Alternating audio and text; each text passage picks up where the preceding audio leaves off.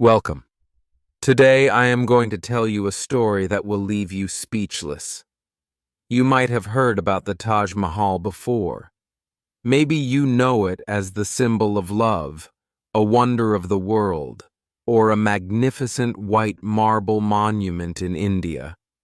But today, I am going to tell you the real story. The story that no history book can fully capture. The Taj Mahal is not just a building. It is a love story, a tragedy, and a masterpiece all in one. A love so deep that it created one of the most beautiful structures in the world. This is the story of Shah Jahan, the mighty Mughal emperor, and Mumtaz Mahal, the woman he loved more than anything in his life. After listening to this, you will be shocked to know how one man's love for a woman gave birth to something that still stands after 400 years. And this is not just a history lesson. This is a perfect story for your English listening practice. So sit back, relax, and let me take you on a journey back in time. A journey of love, power, pain, and an unforgettable legacy. Now, let's begin. To understand the Taj Mahal, we must go back in time, to the year 1607. Imagine a grand Mughal palace decorated with gold, silk curtains, and the finest carpets from Persia.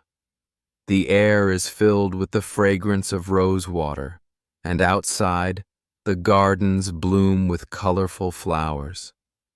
This was the world of Prince Khurram, who later became Shah Jahan, the Emperor of India. At this time, he was a handsome young prince, intelligent, brave, and ambitious. He was the son of Jahangir, the fourth emperor, and the grandson of the mighty Akbar the Great. Everyone knew that one day he would rule the Mughal Empire. But he had no idea that his life was about to change forever. One day, while walking through the royal bazaar, Prince Khurram saw a young girl. She was not an ordinary girl. She was Arjumand Banu Begum, a Persian princess from a noble family. Her beauty was beyond imagination. She had long black hair, deep brown eyes, and a smile that could melt the coldest heart. In that moment, Khurram fell in love. He could not take his eyes off her. The way she moved, the way she spoke, it was as if the whole world had disappeared, and only she remained. He knew she was the one. But love in royal families was not so simple. Arjumand was the niece of Nur Jahan, the powerful wife of Emperor Jahangir.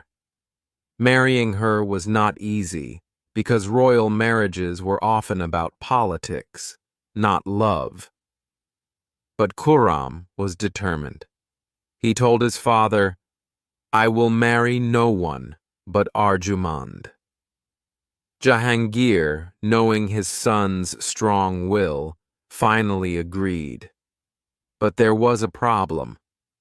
In those days, Mughal princes did not marry immediately, even if they were engaged. They had to wait. And so, for 5 long years, Khurram and Arjumand waited for their wedding day. Finally, in 1612, the grand wedding took place. The wedding was like something from a dream. Elephants decorated with jewels, golden palaces filled with music, and the finest food from all over the empire. It was a celebration of love, a love that would later create the greatest monument in history. After marriage, Prince Khurram gave her a new name, Mumtaz Mahal, meaning the chosen one of the palace. And she truly was his chosen one. Shah Jahan had a total of 7 wives, but Mumtaz Mahal was the only one he truly loved. His other wives did not live with him the way Mumtaz did. They were only in the palace for status, not love. Mumtaz Mahal was not just a queen. She was Shah Jahan's heart, his soul, his everything. Even though he had many wives, it was Mumtaz whom he loved the most. She was his best friend, his advisor, and his greatest happiness. Wherever Shah Jahan went, Mumtaz was always with him. Unlike other Mughal queens, who often lived inside the palace, Mumtaz traveled with Shah Jahan everywhere, to different cities, during battles, and even in difficult times. She was not just a silent queen. She was his partner in everything. She helped him make decisions, advised him on politics, and always stood by his side. She was not only beautiful, but also intelligent, kind, and wise. Shah Jahan trusted her more than anyone. If he had a problem, he asked Mumtaz first. If he was sad, Mumtaz comforted him. She was his strength, his peace, and his love. Every morning, when Shah Jahan woke up, the first thing he wanted to see was Mumtaz. And every night, before he slept, he wanted to hear her voice. Their love was something rare and special, even in the history of kings and queens. For 19 years, their love grew deeper and deeper. They had 14 children together, and each child made their bond even stronger. Mumtaz was not just a queen. She was a loving mother, a caring wife, and a kind-hearted woman who was loved by everyone in the palace. Even the servants, ministers, and soldiers respected her because she was always kind and fair to everyone. But life is unpredictable. Even the greatest love stories can take a tragic turn. In 1631, after years of happiness, Shah Jahan faced a great challenge. A rebellion started in the Deccan region, modern-day India. As an emperor, Shah Jahan had to lead his army to fight the war, and as always, Mumtaz insisted on going with him.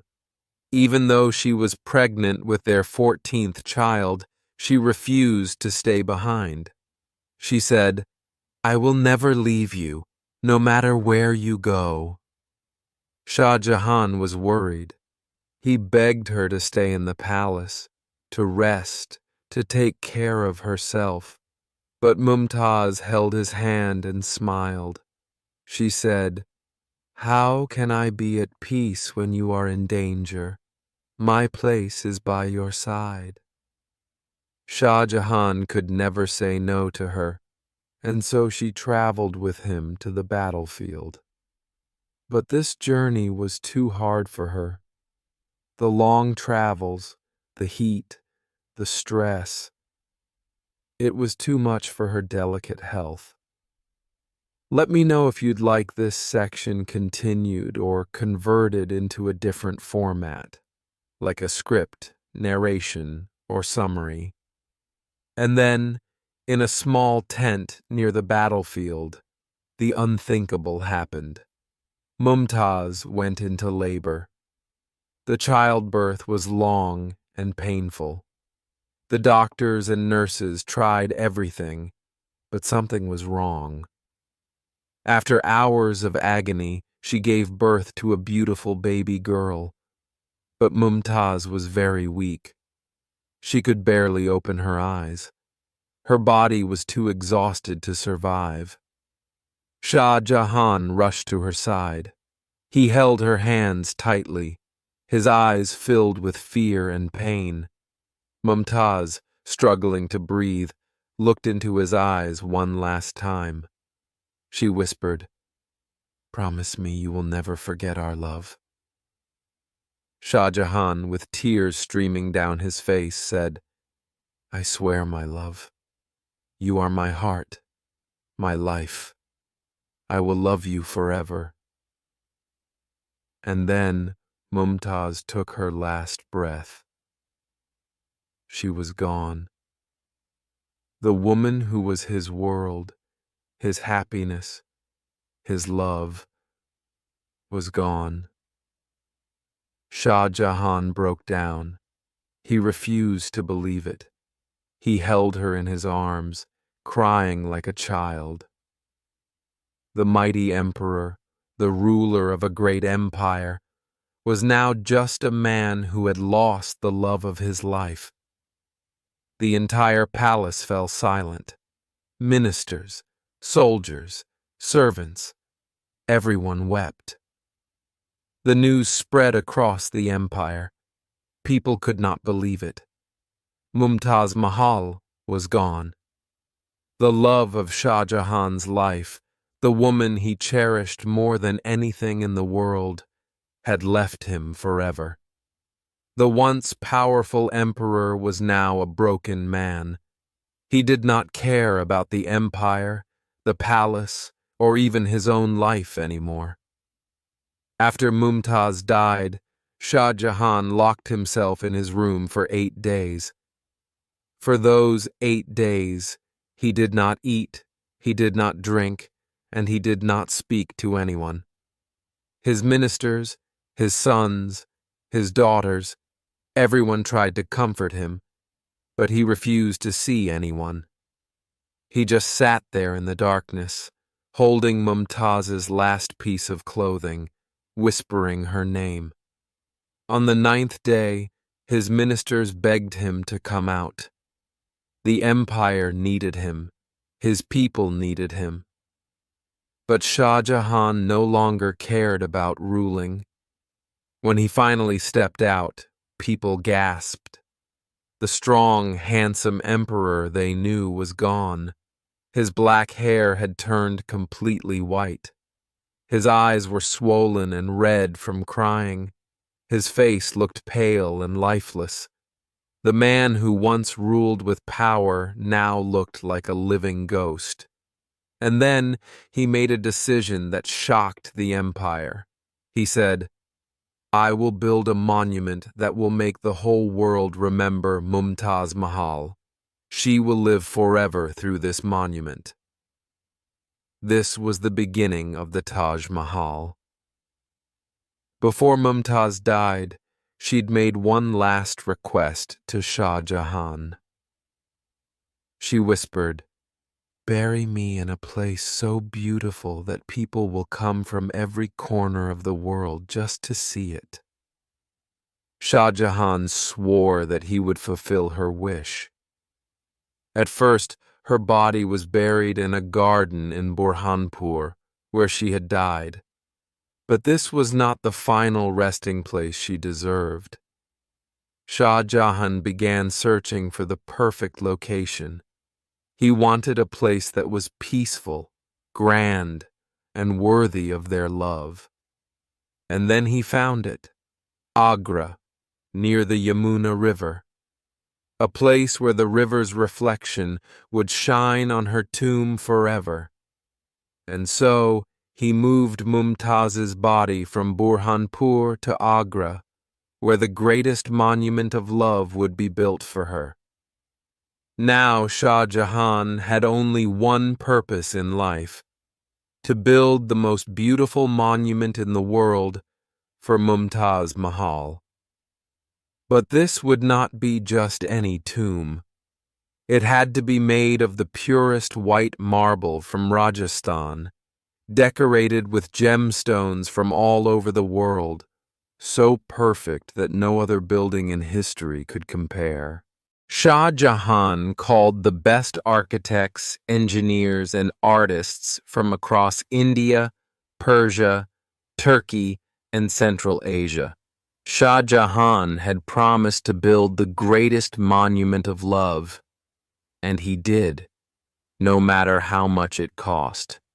The Taj Mahal was built using materials from all over the world: white marble from Makrana, Rajasthan jade, and crystal from China, turquoise from Tibet, lapis lazuli from Afghanistan, sapphire from Sri Lanka, carnelian from Arabia, diamonds from Golconda, India, gold, silver, and pearls from all over Asia and Europe. It is estimated that the total cost of building the Taj Mahal was 32 million rupees at that time. In today's money, that would be more than $1 billion USD. It was the most expensive structure built in that era. Over 20,000 workers worked day and night for 22 years to complete it. But the most mysterious question is, why is it called the Taj Mahal? The name Taj Mahal has been a mystery for many. Some historians believe it comes from Mumtaz Mahal, the name of Shah Jahan's beloved wife. Taj means crown in Persian, and Mahal means palace in Arabic. So Taj Mahal means the Crown Palace. A fitting name for the monument of the queen who ruled Shah Jahan's heart. But others believe it comes from an ancient Hindu temple that existed at the site before. Regardless of its origin, one thing is certain: the Taj Mahal is the ultimate symbol of love. But while this magnificent structure was being built, something terrible was happening in the royal family. One of the most shocking and controversial claims in history is that Shah Jahan had an unnatural obsession with his own daughter, Jahanara Begum. Jahanara was Shah Jahan's favorite daughter, born to Mumtaz Mahal. After Mumtaz's death, Jahanara took on the role of First Lady of the Mughal Empire. She was intelligent, beautiful, and had great political power. But there was a dark rumor. Some historians believe that Shah Jahan never let her marry because he wanted her for himself. Jahanara never married. She was treated like a queen, unlike his other daughters. Some historians claim Shah Jahan had an inappropriate relationship with her, but there is no solid proof of this, only theories and speculation. What is certain is that Shah Jahan adored Jahanara, and she was the only person he truly trusted in his final years. But soon, he would lose everything. Shah Jahan had 4 sons, but the fight for the throne was brutal. His sons fought a deadly war against each other for power. The strongest among them was Aurangzeb, a ruthless warrior and a man of strict Islamic beliefs. Unlike his father, who loved art, music, and beauty, Aurangzeb was a cold-hearted ruler who believed in military power and religious control. He hated the extravagance of the Taj Mahal. He believed his father was wasting money on useless things instead of focusing on war and power. And so, in 1658, Aurangzeb did something unthinkable. He imprisoned his own father. Aurangzeb locked Shah Jahan inside the Agra fort, a massive palace near the Taj Mahal. For 8 years, Shah Jahan was a prisoner. But the cruelest part? Every day he would sit by the window, staring at the monument of his lost love. He spent his last years in sadness, thinking about Mumtaz Mahal and the love they shared. His only comfort was his daughter, Jahanara Begum, who stayed with him until his last breath. In 1666, after 8 years as a prisoner, Shah Jahan died at the age of 74. His final wish? He wanted to be buried next to Mumtaz Mahal. Aurangzeb granted this wish. Shah Jahan was secretly buried next to Mumtaz Mahal in the same tomb inside the Taj Mahal. And thus, the love story of Shah Jahan and Mumtaz Mahal finally came to an end. Today, it is considered one of the 7 wonders of the world and is a UNESCO World Heritage Site. The Taj Mahal is a reminder of the love that Shah Jahan had for Mumtaz Mahal. But it is also a story of love and loss, betrayal and tragedy, power and downfall. The story of the Taj Mahal is not just about a beautiful building. It is about a love so powerful that it created one of the greatest wonders of the world. People from all over the world visit this breathtaking monument. Millions of tourists, leaders, and historians come to admire its beauty. Engineers and architects from around the world still praise the perfection of its design.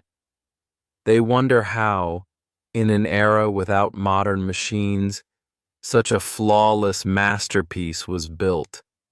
Even Bill Clinton, the former president of the United States, once said, "There are 2 kinds of people in the world, those who have seen the Taj Mahal and those who haven't."